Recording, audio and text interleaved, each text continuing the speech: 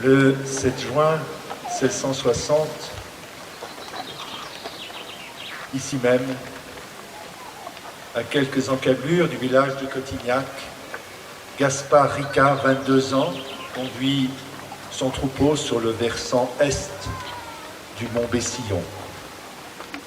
Vers 1h de l'après-midi, l'astre brûlant parvenu au zénith, le jeune berger s'allonge sur le sol rocailleux à l'ombre des branches noueuses d'un chêne vert.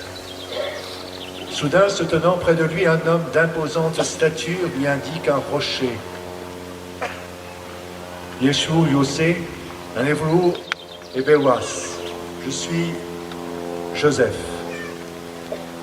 Soulève ce rocher et tu boiras. » Gaspard hésite, la pierre est lourde. Lui, gaillard, ne suffirait pas à la déplacer. L'homme réitère son ordre.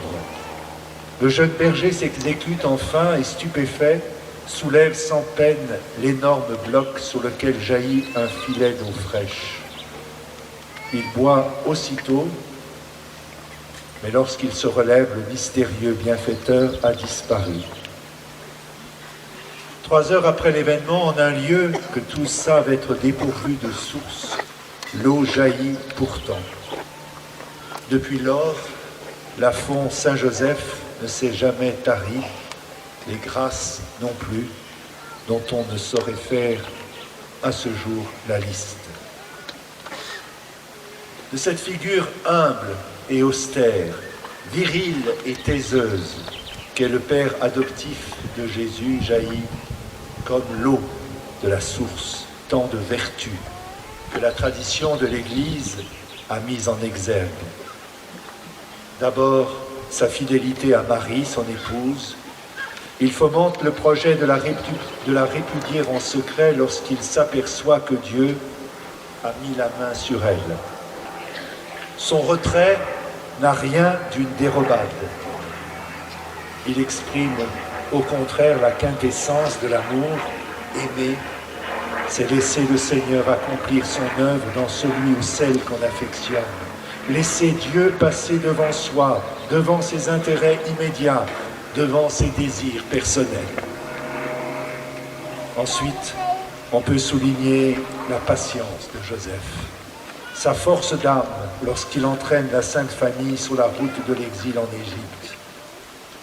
On peut discerner dans ce geste de protection face au danger comme une réappropriation de l'histoire du peuple hébreu, comme un nouvel exode sous la conduite de Joseph en direction de la vraie terre promise. Retenons encore la pudeur de Joseph, son écoute intérieure, sa justice, ou encore son obéissance à Dieu, à ses injonctions.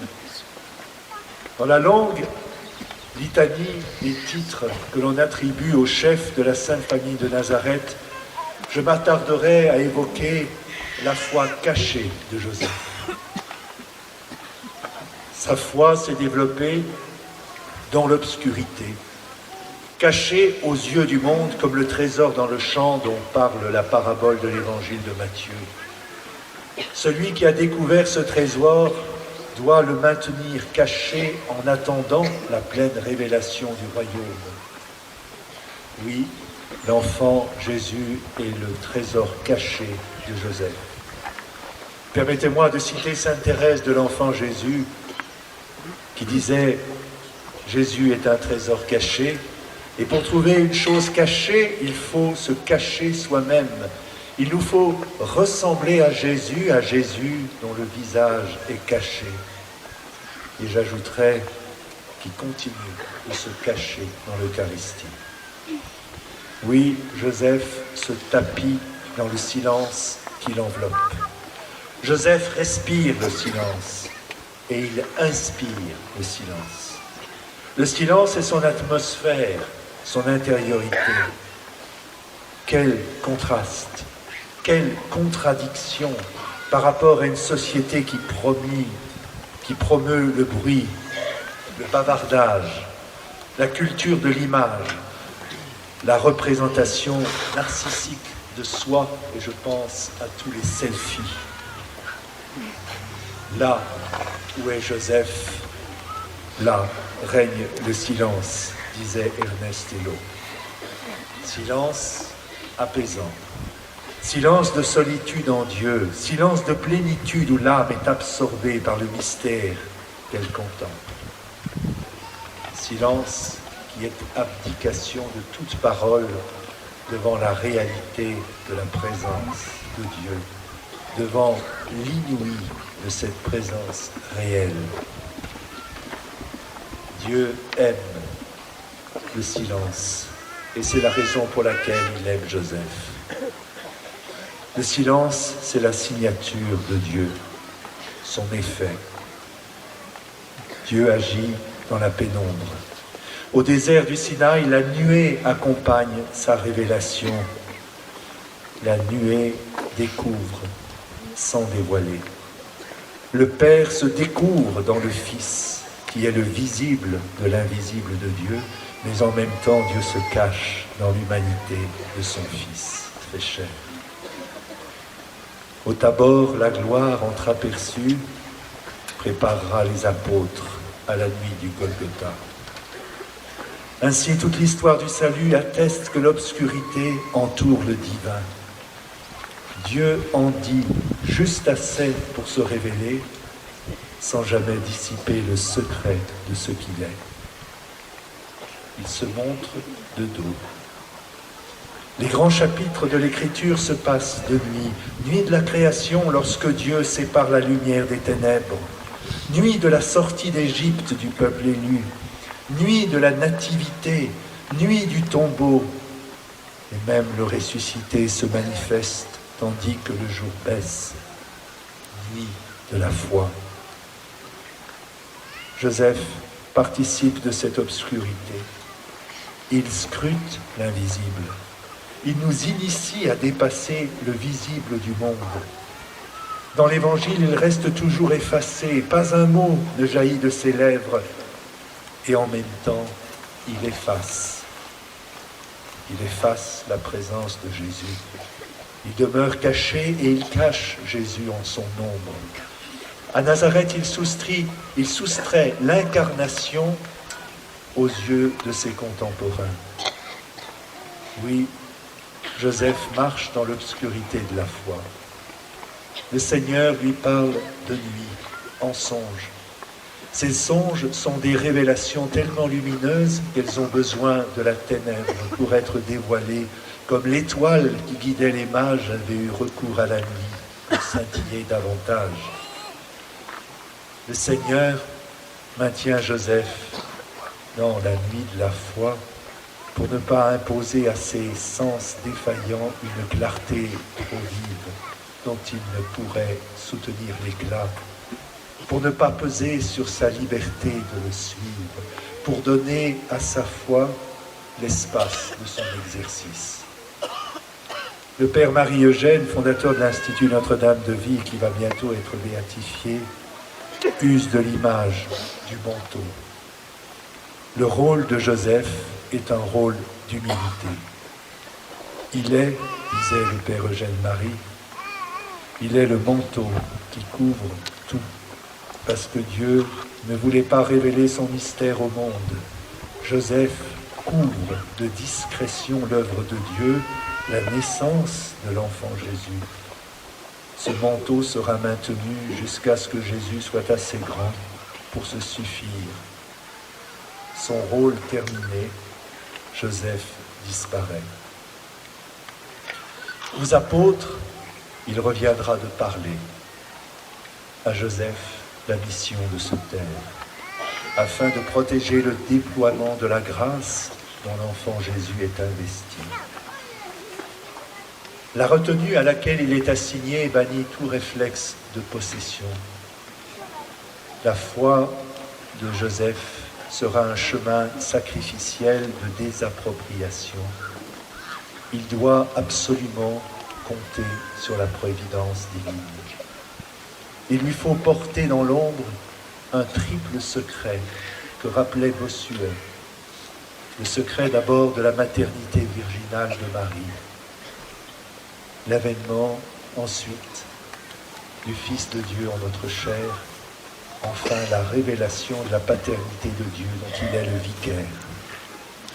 À ce triple dépôt correspondent 3 vertus pratiquées par Joseph. La pureté, associée à la virginité de son épouse. La fidélité persévérante, liée à sa mission de père nourricier. Enfin, l'humilité obéissante qui découle de sa vocation de représenter auprès de l'enfant de Bethléem le Père éternel qui l'engendre de toute éternité. Joseph ne s'exprime pas par la bouche, mais par les mains. Le charpentier de Nazareth initie son fils au sens du travail, à la dignité du travail, au bienfait du travail. Participation à la fois à la transformation du monde et service du prochain. Travail qui est également prophétie du travail d'enfantement de la croix. Et je cite Jean-Paul II, qui disait que grâce à son atelier où il exerçait son métier en même temps que Jésus, Joseph rendit le travail humain proche du mystère de la rédemption. Joseph sort de l'écriture comme il y est entré, discrètement, sans qu'on s'en aperçoive. Après l'épisode du recouvrement au temple de Jérusalem dans l'Évangile, on n'entend plus le son de sa voix, on n'entend plus parler de lui. La tradition spirituelle fait de ce témoin de l'aurore du salut le patron du crépuscule de l'existence, le patron de la bonne mort. Plusieurs peintres ont immortalisé le vieillard octogénaire entouré d'angelots tenant en main le lys qui couronne la chasteté. Cet humble retrait jusqu'aux portes de la mort prolonge le silence de Joseph qui laisse place au Verbe, à la parole divine qu'est son Fils. On dit qu'un homme a plusieurs vies, la sienne et celle de ceux qu'il aime. On est la somme de toutes les personnes que l'on a côtoyées tout au cours de son existence et qui nous ont de près ou de loin façonnés. Au terme de sa vie, dans le clair-obscur de sa foi, Joseph a puisé auprès de Jésus et de Marie la lumière nécessaire pour l'ultime montée. Il nous faut donc recueillir ce visage méditatif de Joseph se préparant au bout de sa vie à entrer dans la pleine lumière divine. Au temps de la vieillesse, le prix de chaque instant se densifie au fur et à mesure que se raréfie le temps qui reste. Quand les jours sont comptés, chaque jour compte davantage. L'érosion du quantitatif convoque le qualitatif. Ainsi, la pédagogie de l'Eucharistie s'accomplit dans ce que l'on pourrait appeler cette mendication du temps. Le tout de la présence dans l'économie de la parcelle, l'infini dans l'infime, l'éternité dans l'instant, la vie dans la mort. Oui, Joseph nous offre le témoignage d'une présence ouverte à Dieu, offerte à Dieu, disposée dans le ciboire d'une attente silencieuse de Dieu et que Dieu vient infiniment combler. Comme le dit la lettre aux Romains que nous venons d'entendre, en raison de sa foi, et j'ajouterai de son silence, Dieu a estimé qu'il était juste